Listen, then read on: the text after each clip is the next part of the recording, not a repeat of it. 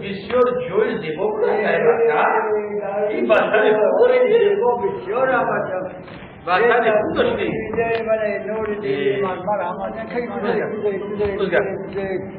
نور دیده های من هم خدمت های بزرگ من بیاین یعنی آمین خیلی خدم رسته بلا نرسد الله اکبر خوش آمدیم خوب هستی؟ خود نغز اومده خدمت شمای مرام شما نغزی این در نام شمای مرام بسیار ای هم خدمت های بزرگی منه ای هم خدمت های سال گذشته همینجا خوش شده باید خود همین بدخشان را به باخره گذاره این سال نصیب ببینید که چه باخره داریم نور دیده بچم چوی دیو چوی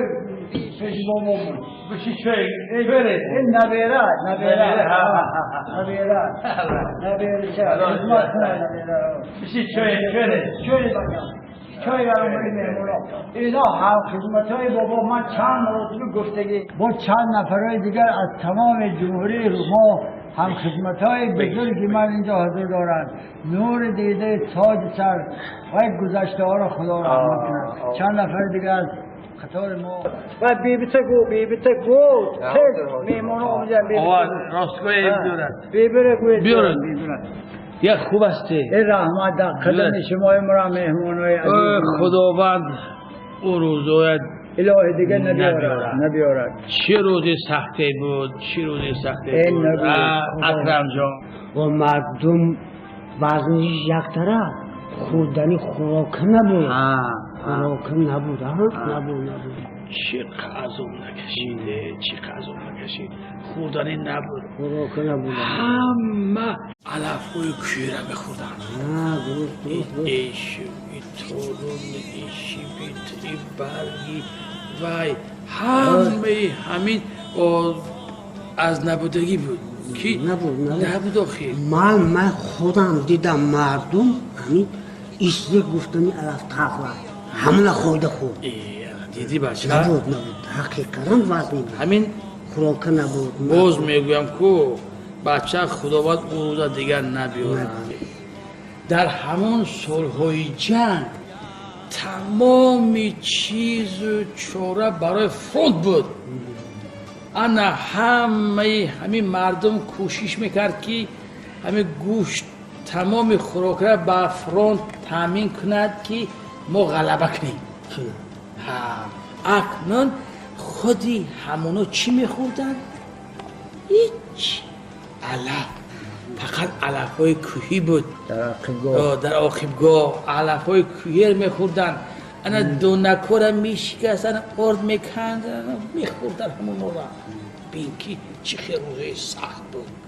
اکرم جان شده چه خیلی بود؟ خیلی آدم من خودم منی چشمم کدی منو دیدم مردم رفته اشریقت در بیده خود اشریق وای تقلا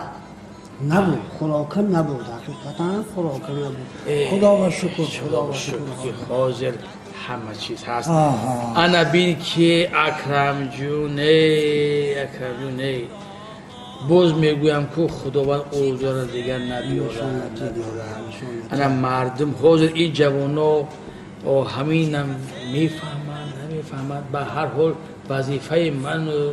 تو ای سید برهان همین نصیحت جوانا که انا همین نانخور نکنیم برای وطن آخر همین دویم در حمایه باشیم سید برهان اول در قدم مهمونه هم را میگم همین ششتی یگون گم نمیزنی مردم همه گفته های شما درست در آقفگاه در سالهای جنگ در حقیقت خوردنی نداشت مردم علف میخوردن تارون میخوردن ایشم میخوردن دانه نمیخوردن عموما علف های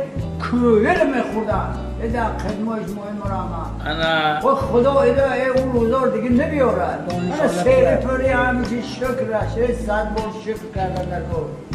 راست میگی خیم بود سعید نداشتم خورن سعید